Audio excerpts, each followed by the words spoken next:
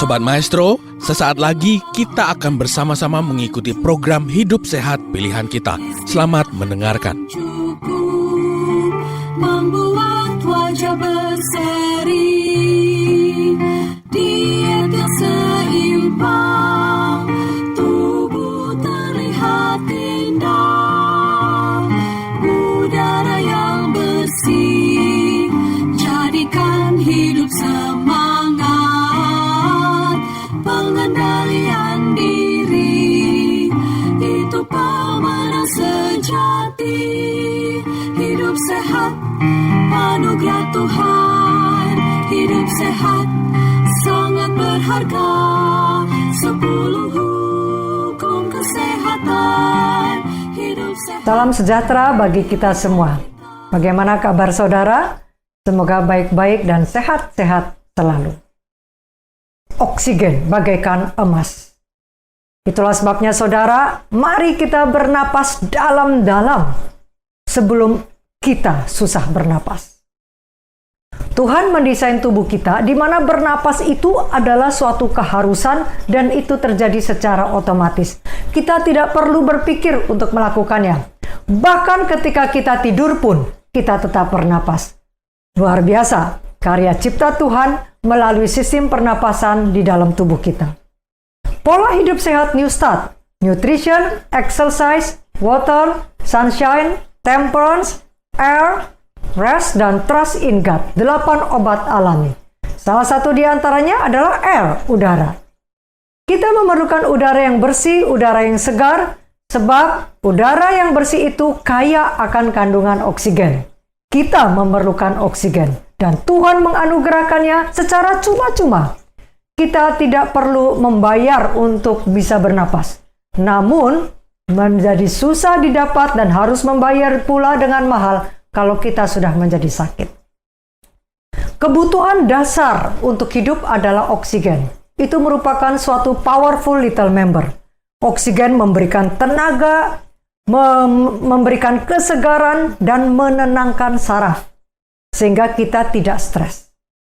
Secara umum, otak kita hanya dapat bertahan 3-6 menit tanpa oksigen. Selebihnya maka akan terjadi kerusakan pada otak. Itulah sebabnya diperlukan aliran darah yang lancar untuk dapat membawa oksigen sampai ke otak dan seluruh bagian tubuh. Pernahkah saudara berjalan kaki setelah hujan lebat atau berjalan di tepi pantai misalnya? Rasanya segar bukan? Itu karena udara yang di situ mengandung puluhan ribu ion negatif yang mampu menghilangkan stres, depresi, dan menambah tenaga. Yaitu di tempat-tempat yang terpapar sinar matahari, sehabis hujan lebat, di hutan, gunung-gunung, di embun, air terjun, gelombang air laut, dan lain-lain. Di sisi lain, jika tubuh kekurangan oksigen, kita akan mengalami hipoksia, rendahnya tingkat oksigen di jaringan tubuh. Dalam kondisi tersebut, darah tidak mampu membawa oksigen yang cukup ke setiap jaringan untuk memenuhi kebutuhan tubuh. Tanpa oksigen, organ-organ penting seperti hati, otak itu dapat mengalami kerusakan hanya dalam hitungan menit. Gejala-gejala hipoksia antara lain adalah kelelahan. Seperti saudara mendaki gunung, baru saja mendaki gunung, padahal sebenarnya baru bangun tidur pada pagi hari. Rasanya saudara nggak punya tenaga, cepat lelah, nggak ada gairah dan motivasi, dan nggak nyambung, lemot otaknya. Mual dan sakit kepala. Mual dan sakit kepala tidak selalu merupakan gejala hipoksia. Orang yang banyak hutang juga sakit kepala. Salah satu penyebab hipoksia selain infeksi saluran pernapasan seperti COVID-19 adalah dehidrasi. Di dalam paru-paru kita ada 300 juta alveolus. Jamaknya disebut alveoli. Itu adalah kantung-kantung udara kecil, tebalnya hanya 1 lapisan sel pada paru-paru di ujung saluran udara terkecil, di mana di situ berlangsung pertukaran oksigen dan karbon dioksida. Dalam tiap-tiap alveoli ada setetes air.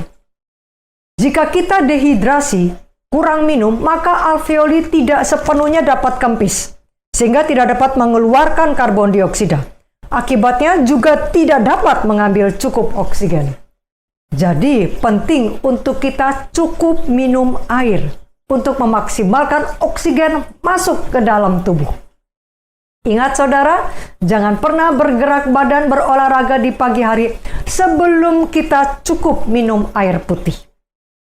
Oksigen masuk ke dalam sistem pembuluh darah, diangkut ke seluruh tubuh melalui sel-sel darah merah. Jadi segala sesuatu yang meningkatkan sirkulasi darah otomatis akan meningkatkan delivery oksigen ke setiap sel di dalam tubuh. Itulah pentingnya untuk memiliki sirkulasi darah yang lancar. Penyebab hipoksia, kurangnya oksigen lainnya adalah sirkulasi udara yang buruk. Kadar oksigennya menjadi rendah. Asap rokok, polusi udara, jamur dari karpet, tempat tidur, bantal, dan lain-lain. Jadi betapa vitalnya oksigen dalam tubuh kita. Saat ini, saudara, ada good news bagi kita semua. Kita dapat meningkatkan kandungan oksigen dengan cara bernapas yang baik. Kita harus bernapas dengan hidung, bukan dengan mulut. Sebab hidung dapat membersihkan, melembabkan, dan menghangatkan udara yang kita hirup. Mulut tidak dapat berfungsi demikian. Banyak orang tidak menggunakan paru-paru mereka dengan efektif, sehingga sebab idealnya bernapas itu memperluas rongga paru-paru dengan menurunkan diafragma, yaitu otot yang memisahkan paru-paru dengan organ-organ perut. Selama ini manusia terbiasa bernapas dengan teknik pernapasan dada, chest breathing. Namun para pakar kesehatan lebih menganjurkan untuk berlatih teknik pernapasan perut, karena bisa mengoptimalkan pertukaran oksigen dan karbon dioksida dalam tubuh, serta dapat bernapas dengan dalam. Mari kita praktekkan bersama saudara. Pada hitungan ketiga, kita ambil nafas dalam-dalam. Ya. 1, 2, 3. Nah, kalau ini yang kita lakukan itu adalah pernapasan dada. Bahu kita yang terangkat. Sekarang kita belajar pernapasan perut. Kita hembuskan napas lewat mulut kita. Habiskan udara yang ada di dalam rongga perut sampai kempes. Lalu kita hirup udara dengan hidung pelan dan dalam. Bahu jangan terangkat. Kita masukkan udara ke dalam rongga perut kita sehingga membesar seperti balon. Mari kita praktekkan. Kita buang napas sampai kempes perut kita. Ingat, bahu jangan terangkat. Ambil napas, kita hirup udara sampai perut kita membesar seperti balon. Buang. Ambil, buang. Saudara lihat perbedaannya, bahu kita tidak terangkat ya. Kalau kita tidur pun kita bernapas dengan otot perut. Terlihat perutnya naik turun ya. Kita tidak menggunakan otot perut jika postur tubuh kita membungkuk. Tulang belakang harus lurus, pakaian di sekitar perut, rongga perut kita ini juga jangan terlalu ketat, sehingga memungkinkan kita untuk memakai otot perut dalam bernapas. Tuhan merancang tubuh kita tegak, tidak bungkuk. Jadi, apabila kita duduk, berdiri, atau berjalan, upayakan untuk kita selalu memiliki postur tubuh yang tegak. Banyak orang tidak memiliki postur tegak sebab otot perutnya lemah. Kita bisa perbaiki dengan olahraga push up dan sit up untuk menguatkan otot perut. Lakukan secara bertahap setiap hari, maka otot perut akan menjadi semakin kuat. Semua otot perut kita berhubungan dengan tulang belakang. Banyak orang memiliki masalah tulang belakang, antara lain karena otot perut yang tidak kuat ini. Sobat Maestro, Anda baru saja mendengarkan program Hidup Sehat Pilihan Kita. Terima kasih atas kebersamaan Anda. Istirahat yang cukup membuat wajah berseri. Diet yang seimbang, tubuh terlihat indah. Udara yang bersih,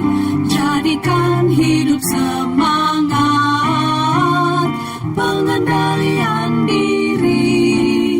Itu pemenang sejati. Hidup sehat, anugerah Tuhan. Hidup sehat, sangat berharga. 10